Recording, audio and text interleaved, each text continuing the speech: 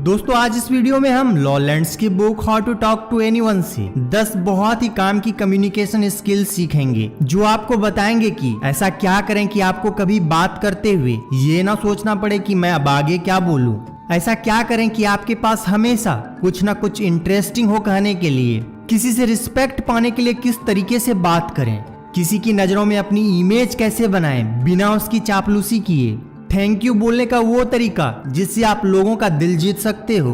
जब कोई आपसे पूछे कि बताओ तुम क्या करते हो तो उसे क्या जवाब दें। ऐसे सवालों का जवाब कैसे दें जिनका आप जवाब ही नहीं देना चाहते। स्पेशल बात करने का कौन सा तरीका है जिससे लोग समझेंगे कि आप उनकी फैमिली जैसे हो। अपने आंखों का यूज कैसे करें कि लोगों को आपसे प्यार हो जाए। किसी के मूड को कैसे मैच करें। तो चलिए शुरू करते हैं नंबर 1 से। ऐसा क्या करें कि आपको कभी बात करते हुए ये ना सोचना पड़े कि मैं अब आगे क्या बोलूं। कई बार ऐसा होता है कि हम किसी से बात नहीं करना चाहते, लेकिन हमारी मजबूरी होती है कि हमें हाँ हूं करना पड़ता है। और कई बार तो ऐसा होता है कि हमारे पास बात करने के लिए बातें खत्म हो जाती है। अगली बार अगर आप ऐसी परिस्थिति में पड़ो तो आप इस पैरेटिंग टेक्निक को इस्तेमाल कर सकते हैं। इसमें हमें एक तोते की तरह दूसरे इंसान की लास्ट 3 वर्ड को एक एक्सप्रेशन के साथ क्वेश्चन के फॉर्म में रिपीट करना होता है। आइए इसे एक एग्जांपल से समझते हैं। ऑथर कहती है कि मेरा एक फ्रेंड है जो मुझे हमेशा एयरपोर्ट से पिक करने आता था और मैं इतनी थकी होती थी कि मैं उसकी कार में सो जाती थी और उसे एक ड्राइवर की तरह फील होता था। लेकिन इस बार मैंने एक नई टेक्निक सीखी थी और वो टेक्निक थी पैरेटिंग टेक्निक, जिसमें मुझे लास्ट के 3 वर्ड रिपीट करना था। इसीलिए जब वो इस बार मुझे पिक करने आया तो मैं उसकी कार की फ्रंट सीट पर बैठ गई और उसे लगा कि मैं हर बार की तरह सो जाऊंगी। लेकिन मैंने उससे पूछा कि वो कहाँ से आया है। उसने कहा थिएटर से। तो मैंने भी रिपीट कर दिया थिएटर से। फिर उसने कहा हाँ बहुत अच्छा शो था। इस पर मैंने दोबारा पैरेटिंग टेक्निक का यूज करते हुए कहा अच्छा शो था। ऑथर कहती है कि वो बार बार बस एक इमोशन के साथ अपने फ्रेंड के लास्ट 3 वर्ड को क्वेश्चन के फॉर्म में रिपीट करती रही और ऐसे उनकी कन्वर्सेशन तब तक चलती रही जब तक उनके फ्रेंड ने उनको उनके घर पर ड्रॉप नहीं कर दिया। और जाते जाते उनके फ्रेंड ने उनसे कहा कि तुमसे बात करके आज मुझे बहुत अच्छा लगा, जबकि ऑथर को शो के बारे में कुछ नहीं पता था। नंबर 2, ऐसा क्या करें कि आपके पास हमेशा कुछ ना कुछ इंटरेस्टिंग हो कहने के लिए। ऐसा बहुत बार देखती हैं कि किसी बात के बीच में या शुरू में कहने के लिए हमारे पास कुछ भी इंटरेस्टिंग नहीं होता। जब आप किसी पार्टी में या मीटिंग में जा रहे होते हैं तो आप अपने बेस्ट कपड़े सेलेक्ट करते हैं, उससे मैचिंग शूज देखते हैं और मैचिंग टाई देखते हैं, अपने बालों को सेट करते हैं। और ये सब इम्पोर्टेंट है भी, क्योंकि फर्स्ट इंप्रेशन इन्हीं चीजों से बनता है। लेकिन हम वहां जाकर क्या बात करेंगे, क्या बोलेंगे जिससे हमारी इमेज इनहांस हो, लोगों में हमारी बात हो, हम इस बारे में नहीं सोचते। कई बार हमारे पास बोलने के लिए कुछ नहीं होता, हमारा माइंड नहीं चल रहा होता और कन्वर्सेशन उस लेवल तक नहीं पहुंच पाता जिस लेवल पर हम उसे पहुंचाना चाहते हैं। तो इसके लिए ऑथर कहती है कि जैसे आप अपनी अलमीरा में पड़ी पहली ड्रेस ही उठाकर नहीं पहन लेती, उसी तरह से बिना कन्वर्सेशन टॉपिक के पार्टी में कभी मत जाएं। तो कन्वर्सेशन का फ्लो बनाए रखने के लिए जो टेक्निक्स है उसका नाम है द लेटेस्ट न्यूज। पार्टी में जाने से पहले सिर्फ 15 मिनट इंपॉर्टेंट न्यूज के बारे में जानने के लिए इन्वेस्ट कर दें। जैसे कि इस वक्त दुनिया में क्या चल रहा है, किसकी सरकार बन रही है, किसकी सरकार गिर रही है, कहां पर आग लगी है, स्टॉक मार्केट में क्या चल रहा है, मोदी गवर्नमेंट ने कौन सा नया बिल पास किया है। अगर आप लेटेस्ट न्यूज जानते हो और पायरेटिंग के टेक्निक्स को यूज करते हो तो चाहे आप जिस भी क्राउड के मेंबर हो, एक अच्छी कन्वर्सेशन को बढ़ाने में बहुत हेल्पफुल होगी। तो ध्यान रहे दोस्तों कि कभी किसी पार्टी में या किसी मीटिंग में जाने से पहले आज की ताजा खबर पढ़ना या सुनना ना भूलना। इससे आप घंटों तक लोगों से बात कर सकते हैं। नंबर 3, किसी से रिस्पेक्ट पाने के लिए किस तरीके से बात करें। इसके लिए राइटर हमें इस बुक में एक तरीका सजेस्ट करती हैं और उसका नाम है यू कम्युनिकेशन।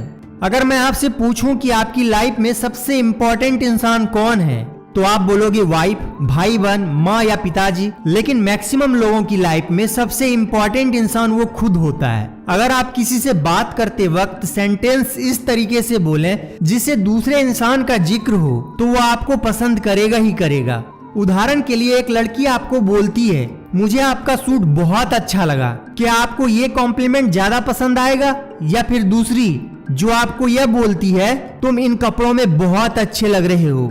जाहिर सी बात है हम सबको दूसरा कमेंट ही पसंद आएगा क्योंकि इसमें हमारा जिक्र है। आप सेंटेंसेस को, शब्दों को थोड़ा सा चेंज करके आप किसी को बहुत ज्यादा प्रभावित कर सकते हैं। नंबर 4, किसी की नजरों में अपनी इमेज कैसे बनाएं बिना उसकी चापलूसी किए।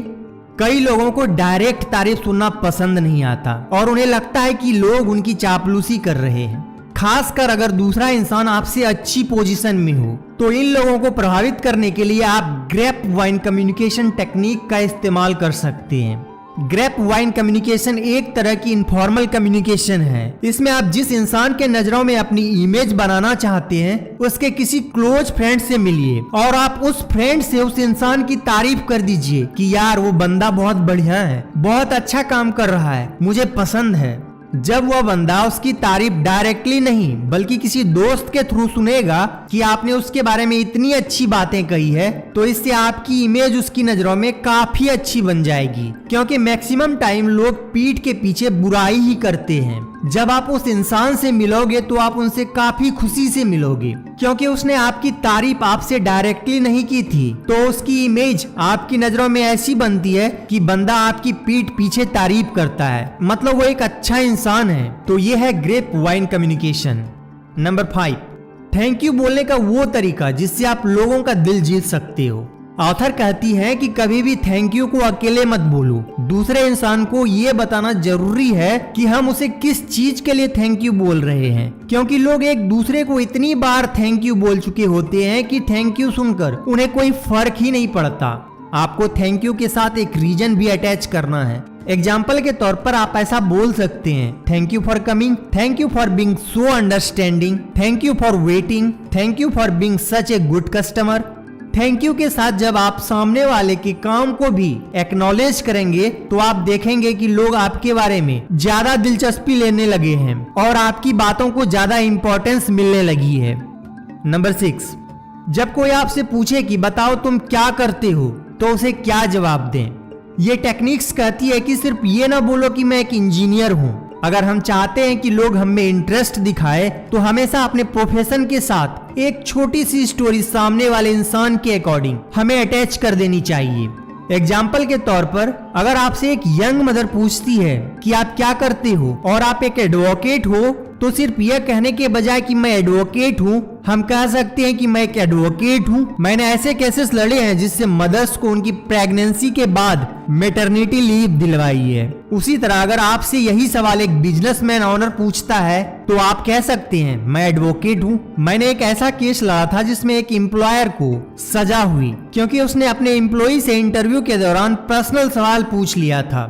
इस तरह की छोटी सी स्टोरी अटैच करने से लोग आप पर ज्यादा इंटरेस्ट दिखाएंगे। नंबर 7, ऐसे सवालों का जवाब कैसे दें जिसका आप जवाब ही नहीं देना चाहते। इसके लिए ऑथर ने एक कमाल की टेक्निक दी है जिसे कहते हैं द ब्रोकन रिकॉर्ड। इस टेक्निक को ऑथर बुक में एक एग्जाम्पल से समझाती हैं। वो कहती हैं कि उनका क्लाइंट बारबरा का रिसेंटली डाइवोर्स हुआ था। बारबरा और उसका हस्बैंड दोनों मिलकर एक बड़ी फर्नीचर कंपनी चलाते थे। उनकी डाइवोर्स प्रोसेस बहुत लंबी चली और रिजल्ट ये निकला कि वो दोनों साथ नहीं रहेंगे, लेकिन वो दोनों कंपनी को ज्वाइंटली चलाते रहेंगे। एक पार्टी में बारबरा ऑथर के साथ डिनर कर रही थी तो वहाँ बारबरा को एक औरत ने पूछ ही लिया कि बारबरा तुम्हारा और फ्रैंक के बीच में क्या हुआ था। ये एक रूड क्वेश्चन था, लेकिन बारबरा इससे परेशान नहीं हुई और उसने कहा हम अलग हो गए हैं लेकिन कंपनी पर इसका कोई असर नहीं पड़ा है। उसने फिर से कोशिश की, क्या तुम दोनों अब भी साथ में काम कर रहे हो? बारबरा ने फिर से सेम टोन में बिल्कुल सेम जवाब दिया, हम अलग हो गए हैं लेकिन कंपनी पर इसका कोई असर नहीं पड़ा। अब उसने पूछा कि तुम दोनों अब भी कंपनी में काम कर रहे हो? बारबरा ने फिर से बिल्कुल सेम जवाब दिया, हम दोनों अलग हो गए हैं लेकिन कंपनी पर इसका कोई असर नहीं पड़ा है। और वह औरत चुपचाप वहां से चली गई। यह है द ब्रोकन रिकॉर्ड टेक्निक। अगर आपसे कोई बार बार ऐसे सवाल पूछ रहा है जिसका जवाब आपको देना अच्छा नहीं लगता तो आप अपने पहले जवाब पर अटके रहो। वर्ड टू वर्ड बिल्कुल सेम टोन में आप हर बार वही जवाब दो, जैसे कि एक टूटी हुई सीडी में सॉन्ग्स के सेम लाइन बार बार प्ले हो रही हो। इससे सवाल पूछने वाला शर्मिंदा होकर चुपचाप बैठ जाएगा, यह चला जाएगा। नंबर 8, बात करने का कौन सा तरीका है जिससे लोग समझेंगे कि आप उनकी फैमिली जैसे हो। क्या आपके साथ कभी ऐसा हुआ है कि आप किसी से पहली बार मिले और आपको लगा कि शायद आप उन्हें पहले से जानते हो और पुराने दोस्त हो? तो देखिए, लवर इसे केमिस्ट्री कहते हैं, न्यू फ्रेंड इसे इंस्टेंट रैपोर्ट कहते हैं और बिजनेसमैन इसे मीटिंग ऑफ द माइंड कहते हैं। लेकिन साइंस में बहुत सारे एक्सपेरिमेंट हुए हैं जिससे पता चलता है कि बहुत क्यूट इंटीमेसी का रीजन इकोइंग है, यानी कि हम दूसरे के शब्दों को उनकी ट्वीन को कॉपी करते हैं तो लोग हमें अपने करीब समझते हैं। एग्जाम्पल के तौर पर ऑथर बोलती है कि अगर आप पार्टी में हैं और कोई आपको बोलता है कि मैं प्रोफेशन से वकील हूँ, तो आप भी प्रोफेशन शब्द का इस्तेमाल करें, जैसे कि मैं प्रोफेशन से इंजीनियर हूँ, ना कि मैं एक इंजीनियर के तौर पर जॉब करता हूँ। एक और एग्जाम्पल ले लेते हैं। जिस कमरे में इंजीनियर काम करते हैं वह उसे ऑफिस बोलते हैं, जिस कमरे में एडवर्टाइजिंग वाले काम करते हैं वह उसे एजेंसी बोलते हैं, बुक पब्लिशिंग वाले अपने कमरे को पब्लिशिंग हाउस बोलते हैं, रेडियो जॉकी अपने कमरे को स्टेशन बोलते हैं, एक वकील अपने कमरे को फर्म बोलता है। अगर आप इन लोगों को प्रभावित करना चाहते हैं और अपना सेल बढ़ाना चाहते हैं तो आपको भी इन्हीं के शब्दावली को यूज करना होगा। नंबर 9, अपनी आंखों का यूज कैसे करें कि लोगों को आपसे प्यार हो जाए? दोस्तों, इसके लिए हमें यूज करना होगा epoxy I technique. Epoxy I technique use करने के लिए कम से कम 3 लोग होना चाहिए, आप, आपका टारगेट एंड थर्ड पर्सन। आइए देखते हैं कि ये कैसे काम करता है। इपॉक्सी आई टेक्निक आपको सजेस्ट करती है कि जब भी आप ग्रुप में बात कर रहे हो तो बोलने वाले से ज्यादा फोकस आप अपने टारगेट पर रखिए, यानी कि अगर ग्रुप में कोई बोल रहा है तो उसे कम देखिए, लेकिन जो सुन रहा है, जो कि आपका टारगेट है, उसे ज्यादा देखिए। जब आप ऐसा करेंगे तो आपके टारगेट को सिग्नल जाएगा कि आपको उनमें इंटरेस्ट है और आपका टारगेट भी आप में इंटरेस्ट लेने लगेगा। अगर आप उन्हें अट्रैक्टिव लगते हो तो यह टेक्निक एचआर प्रोफेशनल्स इस्तेमाल करते हैं अपने एम्प्लॉय को जज करने के लिए। यह टेक्निक पुलिस संदिग्ध अपराधियों को डराने के लिए उपयोग करते हैं और एक रोमियो महिलाओं के प्यार में पड़ने के लिए इपॉक्सी आइज का इस्तेमाल करते हैं। लेकिन इस तकनीक का यूज बहुत सिलेक्टिव जगह पर और सही टाइम पर करना चाहिए। इपॉक्सी आई टेक्निक वुमेन पर बहुत ही ज्यादा इफेक्टिव है अगर आप उन्हें अच्छे लगते हो तो। नंबर 10, किसी के मूड को कैसे मैच करें, यानी मैच द मूड।